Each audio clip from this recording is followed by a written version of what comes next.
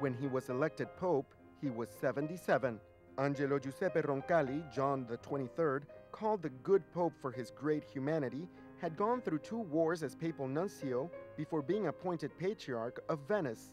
Many people knew that he had written diaries since he was 14 years old, but until today, only his spiritual agenda, the Journal of the Soul, had been published.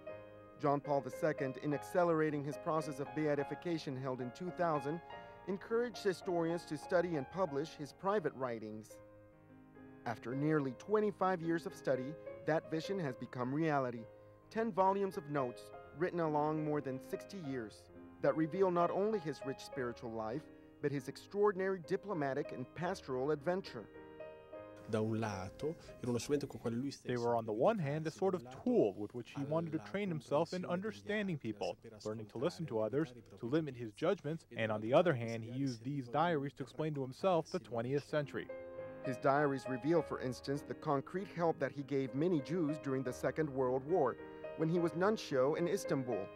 And most of all, they show the in-depth vision of John the 23rd on the historical passages of his time.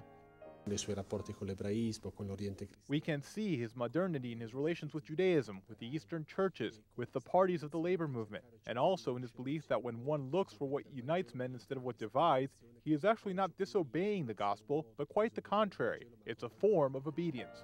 According to the observers, he should have been a transition pope, and yet with the Second Vatican Council, he inaugurated a reformation process that would have changed the relationship between the Church and the contemporary world.